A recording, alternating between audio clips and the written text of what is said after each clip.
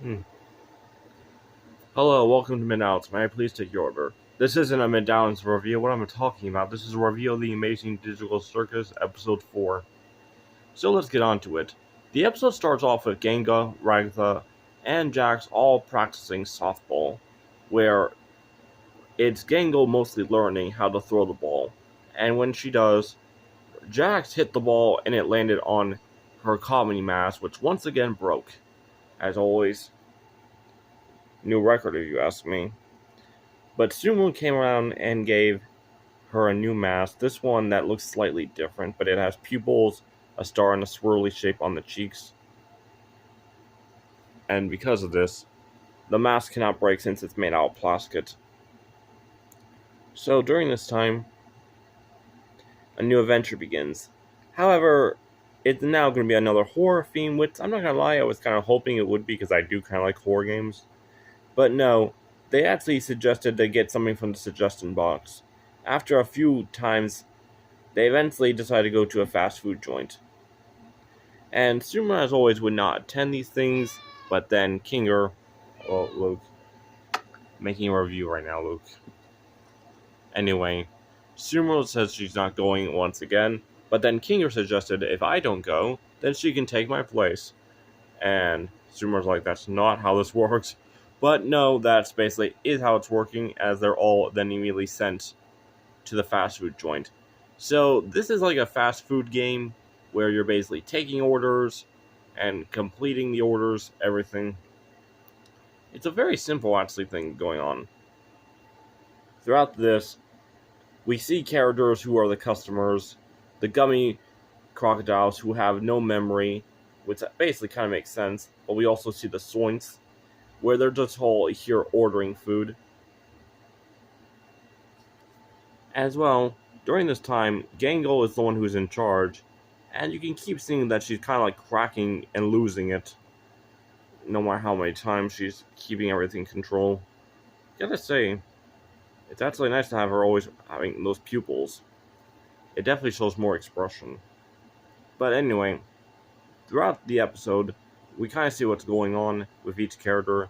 Honestly, I think it was really funny when Jack just threw Ragatha into the hot fryer or something. And as well, that was actually funny. Ragatha, though, does basically get dosed with stupid sauce, which makes her stupid and kind of just lazy throughout the whole day and tired. While Sumi is just trying to do her job, Jax is kind of getting in trouble and pretty much is put into management program basically for education. Gango is pretty much still honestly just being manager, trying to keep everything together. And as for Pawnee, I'm not gonna lie to you, Pawnee's been kind of just there. I mean, I think she was my least favorite honestly in this episode for what she was doing. Like, she was mostly focusing on the gummy crocodile, and then when that was over, she was mostly just staying in the cashier up until the very end, where she would basically offer to stay behind and be the one who's closing up for the day. As for the other characters, honestly, at the end of throughout the episode, though, we knew they were all going to get rated because Gangle suggested at the end of the day, Gangle would actually, whoever has the lowest score would be punished. And of course, we'll find out that soon enough. Also, we did find out that Gangle used to work as a fast food joint manager. But after all that ended, as well, we did find some other things, but we'll talk about that in the future episode. Okay. But at the ending, though, Gangle feel like she messed up on everything. And Suma comes to comfort her and actually gets her to come with everyone else to show off her drawings and just to talk. Gotta say, this was actually, though, kind of actually my least favorite episode. I mean, it was definitely not boring and it was definitely funny. I definitely loved the fact where they had the suggestion box and we get to see some ideas. It's kind of make me wonder, were those some type of concept ideas that were scratched or something? Ugh, my Lucas is just looking at me annoyed. Anyway, no. You see, besides that, honestly, the episode was kind of very calm, if you ask me. Like, everyone was just simply in one room, for the most part, just talking. Also, it was kind of funny when, at the end of the episode, though, when they were all sent back, well, we only see it with Gango, where she's in the office with Kane, wanting to know the review. As well, we basically see all the other characters' ratings. Everyone got a B plus except for Kinger, who got an A plus. From what it seems, it looks like he was on a rodeo or something. Also, not gonna lie, it was kind of though funny to see how this all was going on. Although I think it was kind of mostly just focusing on the actual characters themselves. Like with Gango, this one was definitely more focused on Gango in a way, with her mask cracking. But when she was talking in her TV screen with education for Jax, she kind of brought up the whole entire point about being a manga writer and basically writing your own manga. Apparently, that might have been something she wanted, but ultimately failed or gave up on.